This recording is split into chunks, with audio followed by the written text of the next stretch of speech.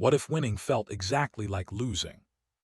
What if the moment you finally destroyed the person who hurt you, your mind refused to let it end?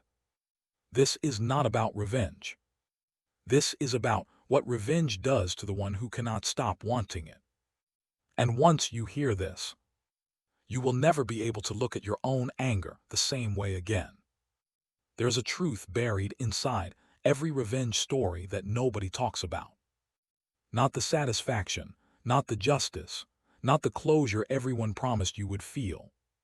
The truth is this. For some people, winning is just the beginning of losing everything else. There is a moment in every act of revenge where something shifts. In the beginning, the desire for revenge feels like justice. It feels clean. It feels like the only logical response to being deeply wronged. Someone betrayed you. Someone humiliated you. Someone took something from you that they had no right to take. And your mind tells you very calmly, very convincingly, that making them pay will fix the pain. That is the lie at the center of everything you are about to hear. Because psychology suggests that revenge does not fix pain. It feeds it. And for some people, once that feeding begins, it never truly stops. Here is where it gets interesting. When a person plans revenge, when they are in the early stages, building the strategy, imagining the outcome, the brain releases dopamine. The same chemical released when you eat something you love. The same chemical released when you win a game.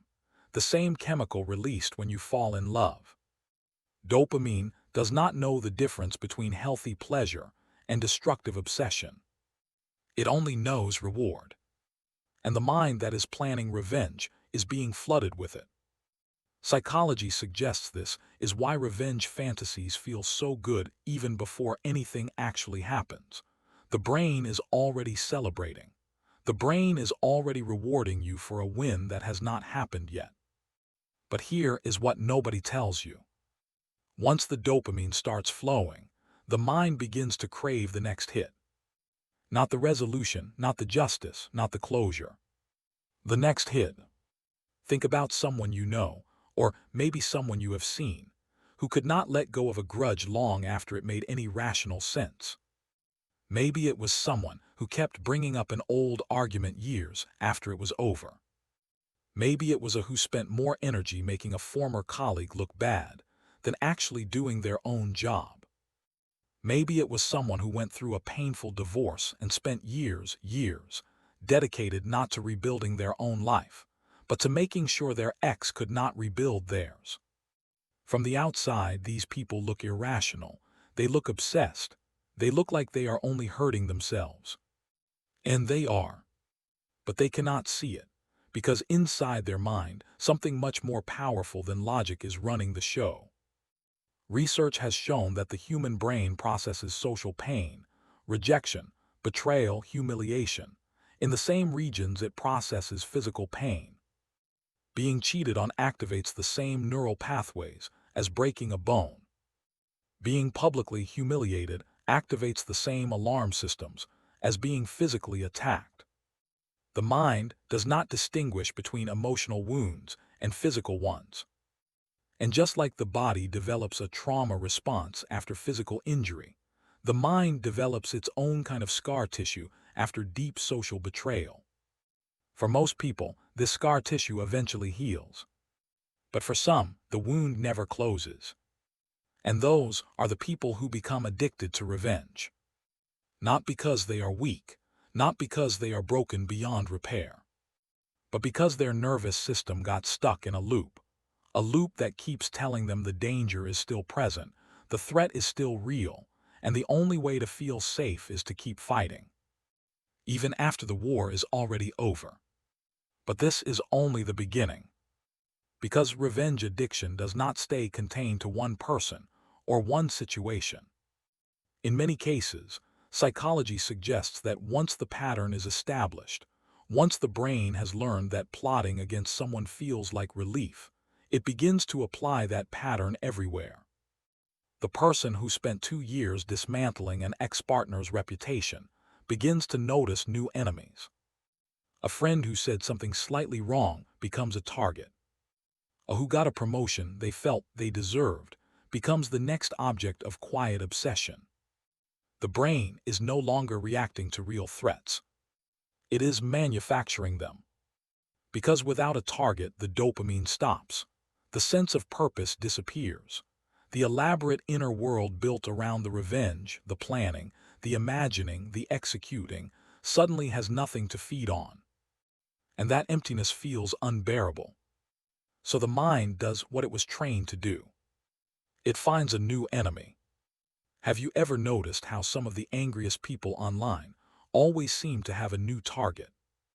Last week it was one person. This week it is someone completely different, but the intensity is always the same. The language is always the same. The certainty that this person deserves to be destroyed always the same. This is not coincidence.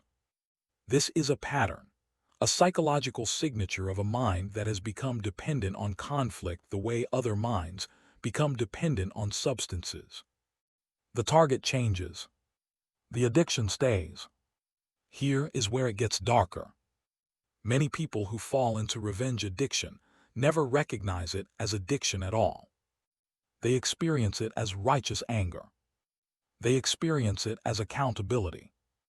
They experience it as standing up for themselves.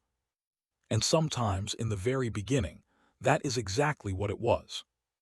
The problem is that the mind is extraordinarily good at justifying its own needs. When the brain needs its next hit of revenge-driven dopamine, it does not announce that need honestly. It constructs a narrative. It finds a reason, a new wrong, a new slight, a new injustice that absolutely requires a response. And the person living inside that narrative genuinely believes it. They are not lying to themselves consciously. The self-deception runs much deeper than that. Psychology suggests this is one of the most dangerous aspects of revenge addiction, because the person consuming themselves with obsessive retaliation genuinely believes they are the victim in every single story. Every single time. Think about what that does to a life. Think about the relationships quietly poisoned, because the person carrying this addiction cannot trust anyone long enough to let their guard down. Think about the years spent monitoring an enemy's social media instead of building something of their own. Think about the identity that slowly forms around being wronged, until being wronged is the only identity they have left. The revenge addict does not just lose time. They lose themselves. And the truly devastating part, the part that makes this so psychologically complex, is that the person they originally wanted to destroy has often moved on completely. Living their life, building new things, forgetting the war ever happened. While the avenger is still in the trenches. Still fighting. Still feeding the addiction. For someone who is no longer even watching. Most people never notice the moment it crosses the line.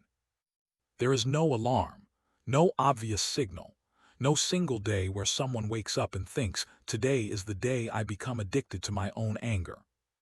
It happens in inches. First, it is a completely justified response to real pain. Then it is holding onto that pain a little longer than necessary, because letting go feels like losing. Then it is checking in on the enemy, just to make sure they have not gotten comfortable. Then it is strategizing, quietly, carefully keeping score. Then it is waking up at 3 in the morning not because of a nightmare, but because the mind found a new angle. And by the time a person reaches that stage, by the time their sleep is being interrupted by strategy, the addiction has already been running the show for a long time. They just did not have a name for it. So what does awareness actually look like here? It does not look like forgiveness, not necessarily. It does not look like pretending the original wound was not real, because in many cases, it was very real. Awareness looks like asking one honest question. Who is this still serving? Not who deserved the original response, not whether the anger was justified. Who is this still serving right now? Because if the answer is no longer you, If the only thing being served is the addiction itself, then the revenge was never really about justice. It was about keeping the wound open. Because a closed wound means the fight is over. And for the revenge addict, the fight is the only thing that still makes them feel alive. Once you understand this pattern, once you see it clearly, you will start to notice it everywhere. In the person who cannot have a conversation about their ex without it becoming a case for the prosecution. In the public figure who spends more energy attacking critics than creating anything new. In yourself, on the nights when the mind drifts back to an old enemy and starts running the numbers again. Awareness does not make the feeling disappear, but it does change your relationship to it. And that is the only place any of this ever actually ends. Not with destruction, not with victory, with the quiet, uncomfortable realization that you have been the one holding yourself hostage this entire time, and that you always had the key.